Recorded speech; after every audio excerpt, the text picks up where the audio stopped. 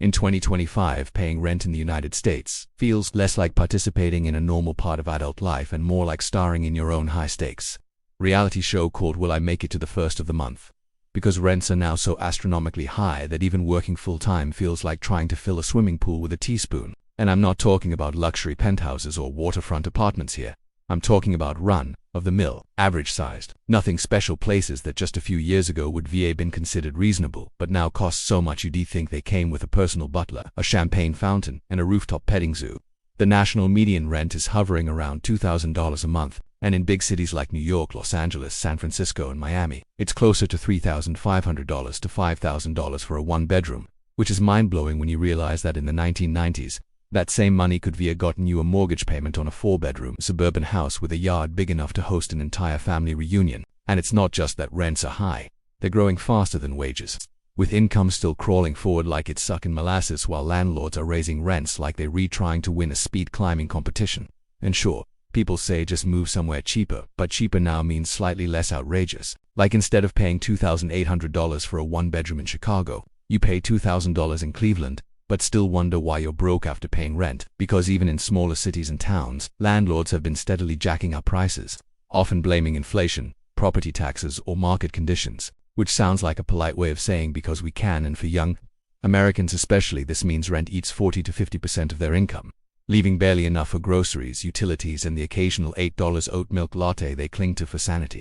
So it's no wonder so many are living paycheck to paycheck, falling behind on payments, or stuck living with roommates well into their 30s, or even moving back in with their parents under the noble-sounding guise of saving for a down payment, when in reality they're just trying to survive without selling plasma. And the thing is, the rental market has turned into a competitive bloodsport, with open houses looking like Black Friday sales, where 20 people line up for the same dingy apartment, and the landlord still has the audacity to say, "We'll need to see proof of income 3 times the rent," a glowing reference from your last landlord, and maybe a DNA sample. And even if you pass all that, they still might pick someone else who offered to pay 6 months up front in cash, which is why normal people end up feeling like they're re-auditioning for a role in the Hunger Games Apartment Edition, where instead of fighting to the death, you re-fighting to avoid moving into a windowless basement that smells like the previous tenant's regrets.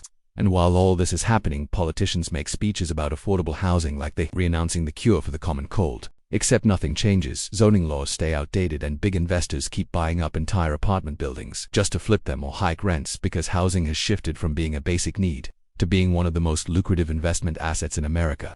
And renters are stuck footing the bill for this new reality where living indoors has become a luxury. And the craziest part is that in 2025 you can actually pay less for a mortgage in some markets than for rent. But the catch is you can't afford the down payment because rent has already drained your savings like a vampire on an all-night binge. So you're trapped in this financial purgatory where you can't buy, you can't save, and you can barely rent without sacrificing other basic needs, which is why so many people are now delaying milestones like marriage, kids, or even adopting a pet, because they can. Imagine adding more expenses when they're already playing survival Jenga with their bank account every month, and the mental toll of all this is exhausting. Constantly calculating bills, negotiating with landlords, worrying about rent hikes, wondering if you can renew your lease without selling your car. And meanwhile, social media is feeding you this endless parade of 20-somethings in luxury apartments with skyline views, making you feel like you're failing, when in reality, half of them are either deep in credit card debt, splitting rent 5 ways, or have a trust fund quietly paying their bills. And this false comparison just fuels the hopelessness because it makes it seem like everyone else is thriving while you're one rent payment away from Googling how to live in a van. But here's the secret. Most people are struggling in some way. They're just not posting it, because nothing kills the Instagram vibe faster than a caption that reads, "Moved into my new $3,200 shoebox, now accepting donations." And yet, for all the frustration, for all the absurdity, Americans keep paying, because what's the alternative? Sleeping in your car, couch surfing forever.